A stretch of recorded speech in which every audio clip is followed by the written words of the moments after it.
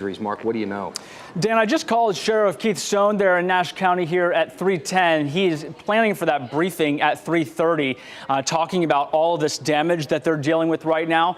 The sheriff does confirm at least 2 people hurt. I asked about the situation regarding those injuries. He said that EMS was called to that neighborhood and they were being treated. It's unclear if they were taken to the hospital or not. He also is saying that there could be more injuries. One of the big questions as we look at the damage here in Nash County, this is that Pfizer building, the backside that was collapsed there with the roof.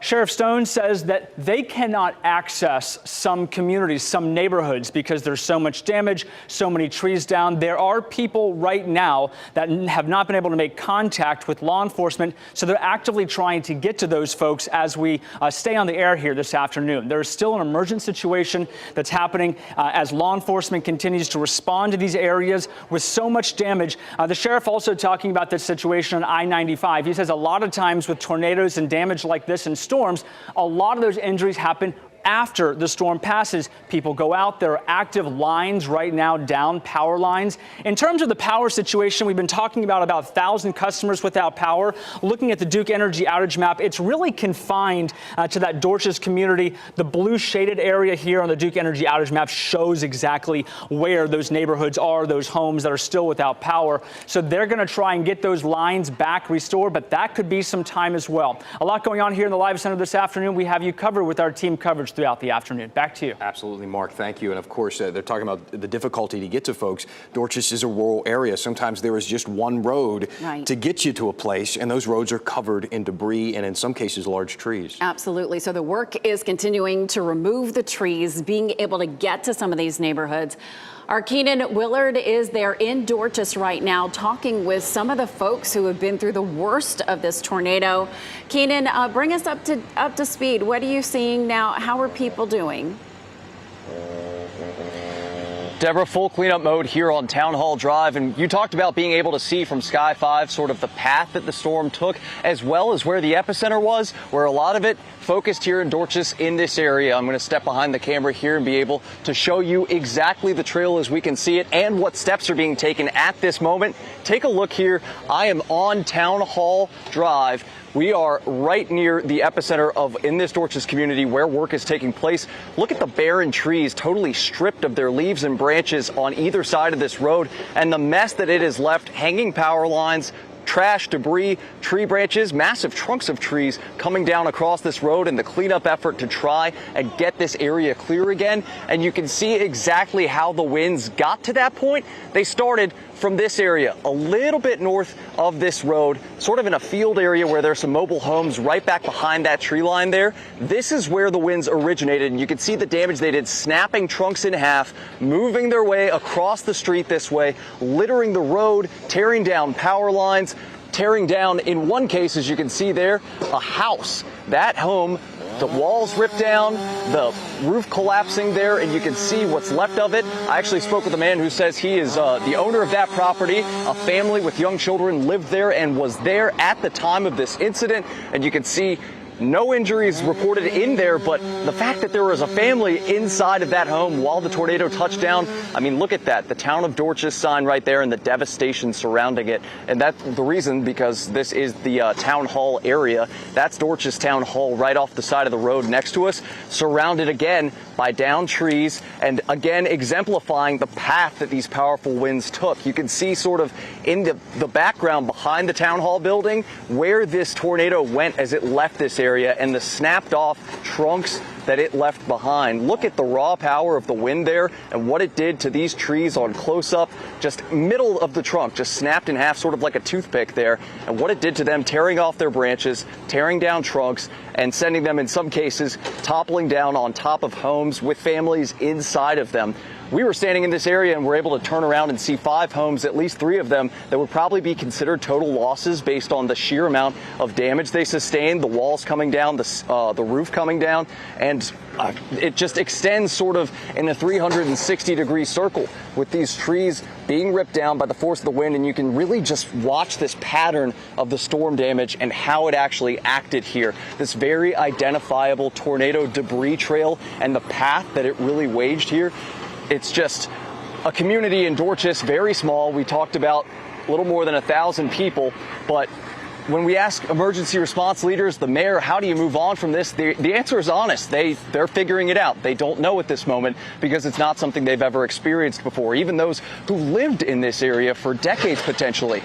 We're talking to families who had 3 small children in the laundry room covering for shelter while this thing roared past them. Potentially, as Mike Mays said, an EF2 tornado based on the strength and the damage. In these images particularly, trees just leveled, ripped off in their midpoints, and homes brought down to that level of severe wind speed, of trees brought down that heavily.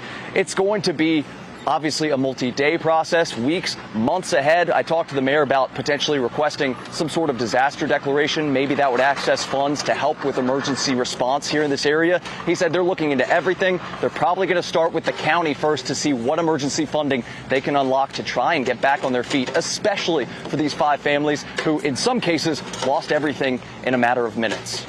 I think, Keenan, you are at ground zero. Just as you said, if you turn 360 degrees, you're going to be able to see all of that damage. But what does it say about the Welcome to Dortches sign? That it is still standing proud, because that is the people of those communities. I'll be honest, when he was first showing that, he was showing the damage, and I saw that Welcome to Dortches, and it kind of broke my heart. I know, I took a breath. But, you know, as he kept panning, you saw the people who were there, and you heard the chainsaws revving up in the background. So that's Dortches, too, the people rushing to the folks who need help, starting to cut up that debris and make sure that people have everything that they need. Right.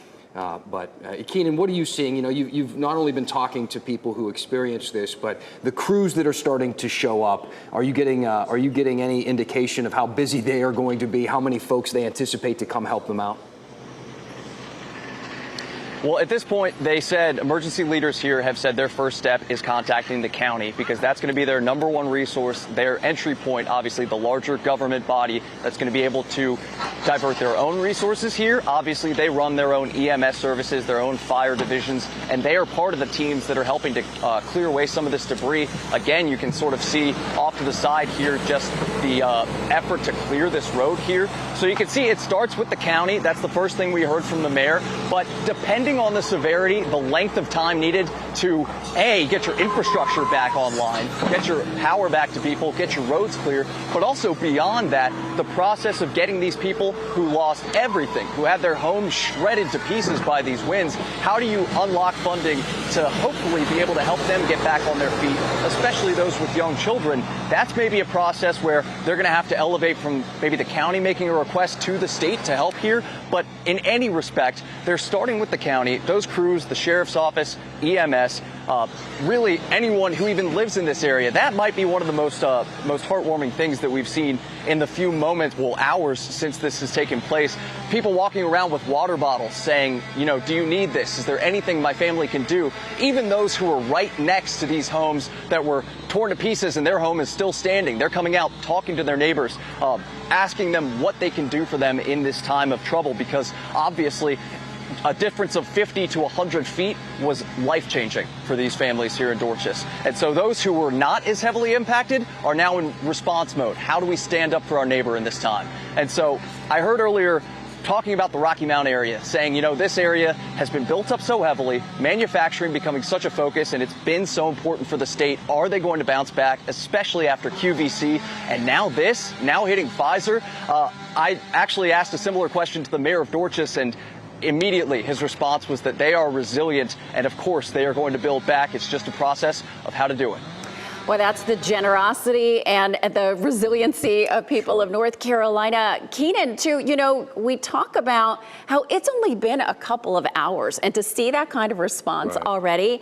And as we are looking on the right-hand side, we are watching some of the video from WRAL Sky 5 of the Pfizer damage, too. Keenan, let's go back out to you, because it's just amazing to watch the people as they're cleaning up there. How hard is it to get around that part of Dortches right now? This is one intersection. It might be the epicenter, but it's one intersection, and I was asked earlier about the process of actually getting out to this point and how hard it was to even get out here to find where the damage was. And the answer was it was significant because not only is it a question of these trees being downed, we know about 95, obviously, because of that being such a huge artery, but those side roads, small 2-lane highways, have potentially their stoplights out and are relying on law enforcement officers to direct traffic, or in some cases, the light is just out. There's no one there to help direct traffic. People are trying to figure it out and signal to each other to safely proceed. And throwing into the mix all of this, the fact that this was not just, the power going out, lines are down in some cases crossing these streets. We have seen some areas where just in an intersection in Rocky Mountain, the city limits, there were power lines down, leading people to have to try and work and avoid the intersection entirely because of that situation. So you're talking about a number of different hazards that make up the aftermath of a tornado and how a community responds.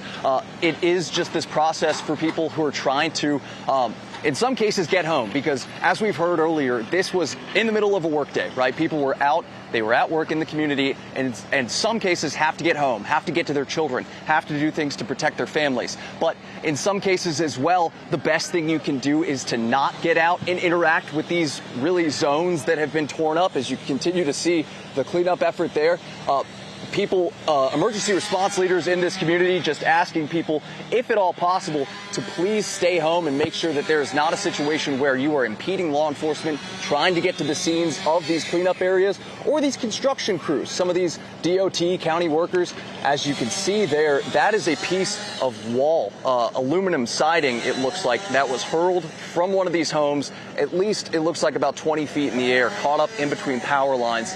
Stuff like this that leads to the power lines being drawn down, tangled up inside of those branches, and then strewn across the street. When we've talked to emergency responders in the past at even more minor scenes, just after maybe even a severe thunderstorm, that's the hardest part when you talk about getting your infrastructure back online after a situation like this, because you can't just go through with a shovel and clear the debris off the road. You have to make sure that you're doing everything possible to safely extricate everything from the wires first, because if you don't run a risk of your roads not being online anymore. It's an issue of obviously electric shock potentially, of getting caught up in another dangerous situation. And so we're hearing so many stories from people who were negatively impacted, right? From families in an instant who lost everything. But it's also been so gratifying, Deborah, as you said, to see people stepping up, not just because they have to, but also because, they care, because they're volunteers, because they're neighbors, and because they live together. So it's just a lot here in Dortches right now. They work fast, though, don't they? They do. Holy and, cow. It's just the nature of the people who live in that area and all around our area. Keenan, great job. We will check back in with you in just a few minutes. So a few things. We are at about 6 minutes out from when a news conference was supposed to start. Again, we have to be a little flexible with these things. They have a lot of stuff going on, but that was scheduled for 3:30. Stay with us. We'll bring it to you live as soon as